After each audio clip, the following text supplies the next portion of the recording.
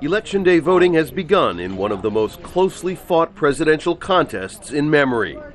Voters in hotly contested states like Virginia are taking their duties seriously. I think that Virginia, is one of those that's on the line, and I knew it was important to get out early and cast my ballot. It's one of the few states that really is undecided now. We used to be a red state, and now we're, notorious for kind of going back and forth. From Cincinnati, Ohio, to Charlotte, North Carolina, to Orlando, Florida, voters lined up to cast their ballots. These voters in Chicago waited in line outdoors with the temperature a little over 1 degree. In New York City neighborhoods battered by Hurricane Sandy last week, tents were set up to serve as temporary polling places. The state's governor temporarily relaxed voting rules, allowing people to cast ballots outside their normal precincts.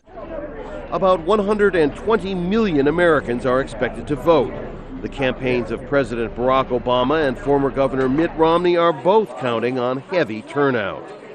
Romney cast his ballot in a suburb of Boston, Massachusetts, the state where he once served as governor.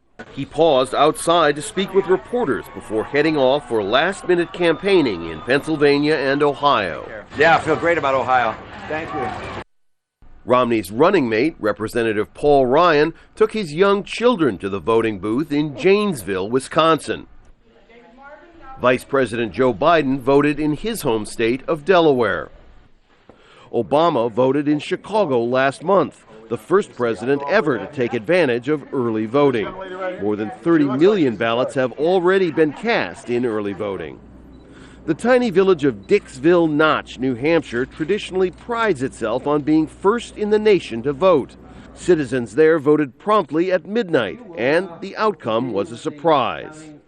For president, this has never happened before in Dixville. We have a tie, 5 votes each.